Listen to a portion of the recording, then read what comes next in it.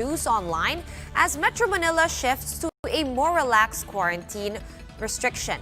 The power distributor has also begun notifying customers who saw a spike in their power bills. Marian Enriquez with the report. Meralco will again start collecting a convenience fee of 47 pesos to its customers paying dues online.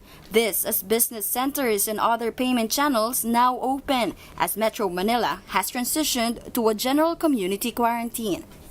The rationale for that waiver, Mr. Chair, is that because the business centers and other payment channels that were available to consumers was unduly restricted because of the ECQ, Meralco had made the decision to waive that fee, Mr. Chairman. However, because we have already opened under the GCQ, most of our business centers and other payment channels are now available to our consumers. The waiver of the 47 pesos had also effectively ceased. Quezon City Representative Anthony Peter Crisologo implored Pamintuan to continue waiving the convenience fee, saying most consumers still do not have transportation means. So siguro, if you might, maliit lang naman na convenience fee. Actually, hindi nga siya lumalabas na convenience. Parang pampadagdag po sa bayad ng tao. Baka naman po pwede tayo, total GCQ pa tayo, if we can still waive the convenience fee. Pamintuan said Crisologo's suggestion will be discussed with the Meralco management. In yesterday's House Committee hearing on the sudden spike in electric bills of some Meralco consumers, Pamintuan said the company has started sending the installment payment plan attached to the revised bills of affected customers. It contains a detailed explanation on the computation for the last 4 months and the amount customers have to pay every month. The first charge falls on July 15. Sinasabi po natin, dear valued customer, para makagaan sa inyong bayarin, ang inyong electric bill with a certain bill date ay hindi mo na kailangan agad bayaran. Kasama ito. Under the installment payment plan, households with a consumption of 200 kilowatt hours and below for February 2020 are entitled to 6 monthly installments, while those who consume 201 kilowatt hours and above can make staggered payments within 4 months. Meralco earlier announced that bills covering March 1 to May 31 may not be paid immediately, pending the delivery of accurate billing. The power firm reiterated that no disconnection of electricity will happen in case of an unpaid bill. And for those who have already paid their dues, Meralco assures the public that they have options on how to get back their overpaid money. Yan naman po ang assurance po natin dahil sinasabi naman po natin sa mga kababayan natin na you will only pay for what you consume. At yan naman po ang commitment namin po sa committee po na ito na yun po gagawin po natin. May option po yung customer po natin, pwede po natin i-refund po yung actual money that was overpaid or pwede po natin i-credit po yun sa next bill po nila. Nasa kanila po yung option. For News 5, Marian Enriquez, we are One News.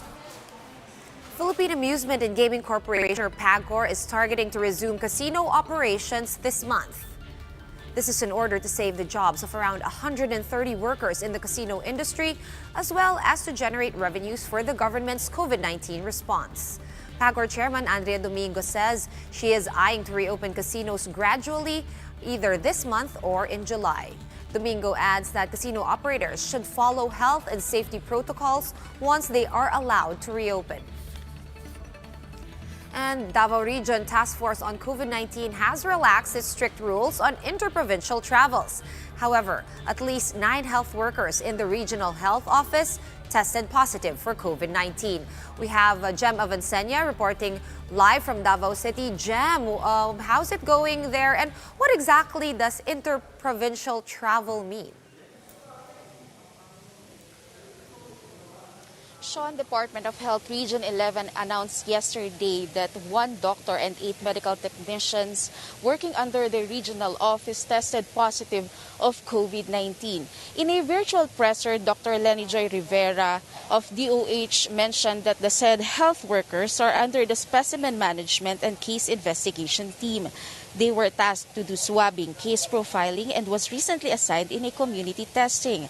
After the results came, they were immediately placed in isolation facilities. The DOH Regional Office was closed for 3 days for disinfection and decontamination.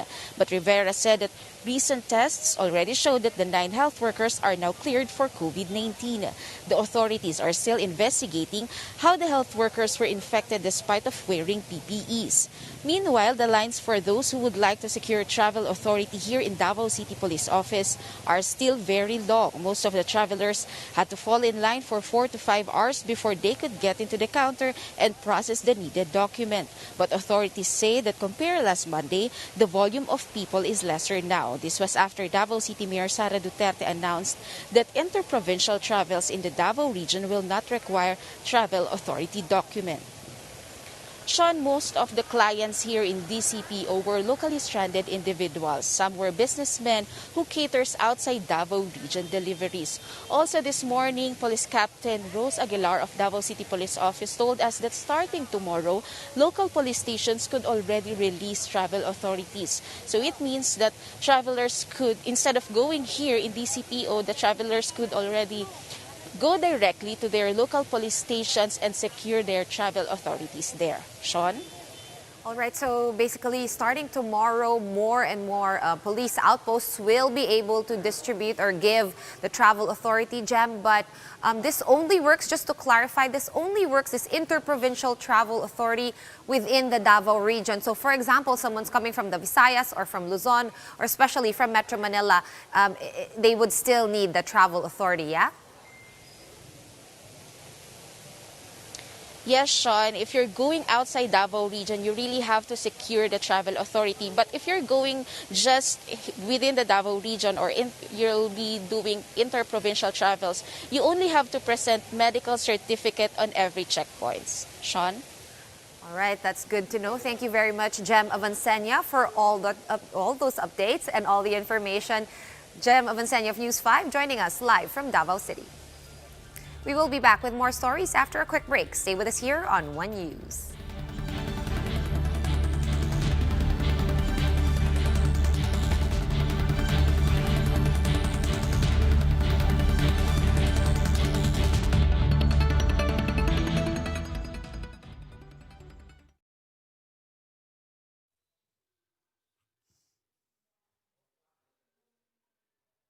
Extreme localized community.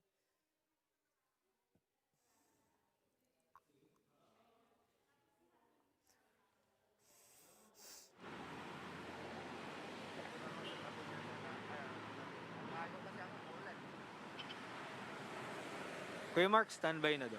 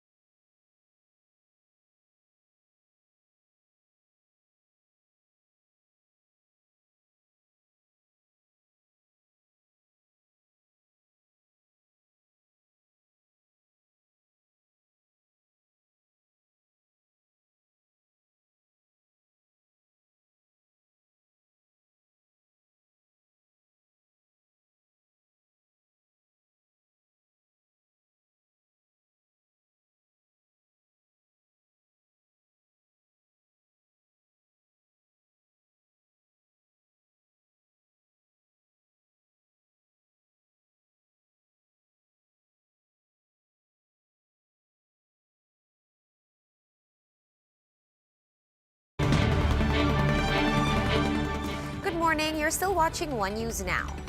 Another bus route for city buses has been rolled out in an effort to address the shortage of public transportation amid the general community quarantine here in Metro Manila.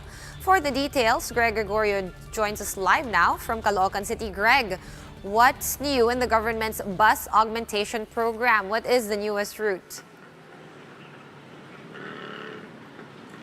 Yes, to be almost 100 additional buses operating to and from Monumento today after the Land Transportation Franchising and Regulatory Board opened another city bus route, which is the Monumento PITX. The LTFRB says 97 bus units are authorized to ply this route, but out of the 97, we've only seen 4 so far. According to the agency, they coordinated with concerned bus operators a week ago. Thus, their operations were expected today. The LTFRB says they have a team on the ground that monitors the operation of these buses. It can be recalled that in the recently opened bus routes, operators also failed to meet the total number of authorized units. Operators say they also face various problems, such as lack of drivers and time to prepare their units for the so-called new normal. For commuters, the bus routes are not enough because out of the 17 bus routes, none of which ferries passengers from Monumento to North Avenue.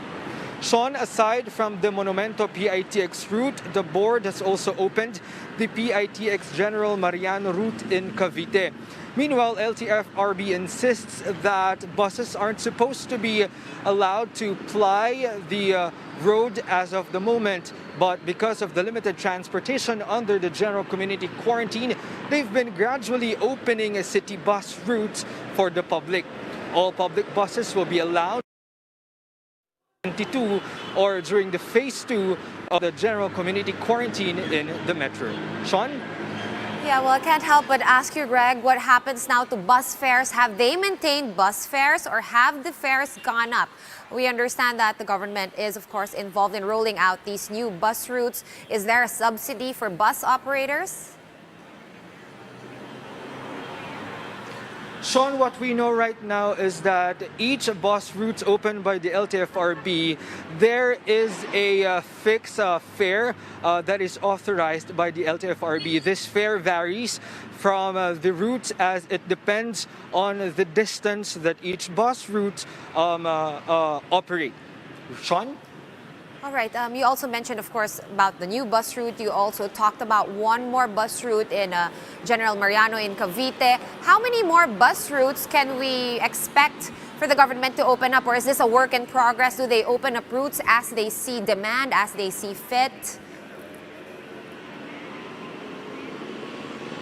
Yes, Sean, according to the LTFRB, there are 31 rationalized bus routes in the metro, but as of the moment, there are only 17.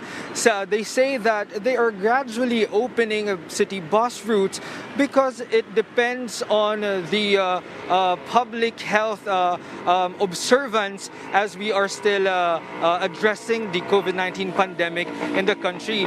They highlight that all public buses will then be able to operate by June 22, which is the phase 2 of GCQ implementation in the NCR. Sean? All right. Thank you very much for that update, Greg Gregorio, joining us live right now from Caloocan City. For more updates, follow News 5, The Philippine Star, and Business World Online. I'm Sean Yao, and we are One News.